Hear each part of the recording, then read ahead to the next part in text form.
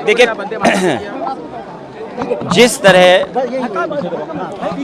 उत्तर प्रदेश में लगातार पिछले 5 साल का कार्यकाल और जब से ये दोबारा सरकार को मौका मिला है, उत्तर प्रदेश की सड़कें जर्जर हैं, गड्ढे बन गए हैं सड़कों पर।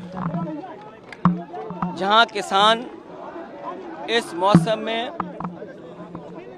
जल भराव, बाढ़ से परेशान होता था, इस बार उत्तर प्रदेश में देखने को मिल रहा है कि कुछ हिस्सों में बाढ़ है, कुछ हिस्सों में सूखा है और अभी भी किसानों को कोई राहत नहीं दी गई है। न बाढ़ के नुकसान से कोई राहत पहुंची है और ना ही सूखे की वजह से जो किसानों का नुकसान हुआ है उस पे कोई सरकार ने भरपाई या राहत दी है। वहीं बड़े पैमाने पर जानवर बीमारी से मर रहे हैं, गायों की मौत हो रही है। जो वायरस फैला है, लंपी वायरस है जो, जिसके कारण हजारों हजार गायों की जान जा चुकी है, जानवरों की जान गई है। अभी सरकार ने कोई मदद नहीं की, न उन जानवरों की देखभाल के लिए सरकार कुछ कर पाई है और लगातार महंगाई बढ़ा रही है सरकार। ये डबल इंजन की सरकार, जिसे मौका जनता ने उत्तर प्रदेश में भी दिया और दिल्ली में भी बहुमत मिल गया, लेकिन आप देखिए लगातार महंगाई बढ़ी है। इतनी महंगाई जो जनता को सामना करना पड़ा, जनता पिस गई है महंगाई में। और कानून व्यवस्था इतना कभी बर्बाद नहीं हुआ होगा। जहां भ्रष्टाचार चरम सीमा पर है, जहां राहत मिलनी चाहिए थी जनता को, वहीं महंगाई हर चीज की हो गई है। कोई कल्पना नहीं कर सकता था कि भारत जैसा ग्रामीण देश में दूध पर, दही पर, घी पर जीएसटी लग जाएगी। और न केवल जीएसटी लगाई है, बल्कि खाने पीने की चीज़ें लगातार महंगी होती जा रही हैं। और जो इन्होंने सपने दिखाए थे नौकरी और रोजगार के, आज जो संसाधन सरकार को जुटाने चाहिए थे वो संसाधन नहीं जुटा पा रहे हैं। बड़े पैमाने पर बेरोजगारी बढ़ी है, रोजगार छीने जा रहे हैं। प्राइवेटाइजेशन कर करके जो संविधान ने अधिकार दिए पिछड़ों को, दलितों को, गरीब को, वो भी अधिकार छीने जा रहे हैं। कोई विभाग नहीं बचा जो सरकार बेच न रही हो। रेलवे बिक गया, हवाई जहाज एयरपोर्ट बिक गए। जहां पर बड़े पैमाने पे नौजवानों को नौकरी रोजगार मिल जाने चाहिए थे, वो सब खत्म कर दिए गए।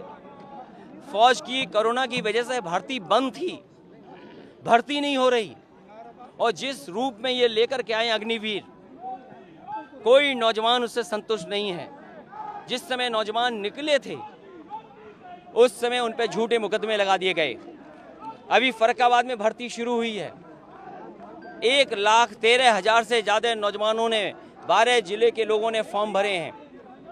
लेकिन सरकार पीठ मोड़ लेती है जब उनसे पूछा जाए कि आखिरकार कितनों को अग्निवीर में भर्ती करोगे।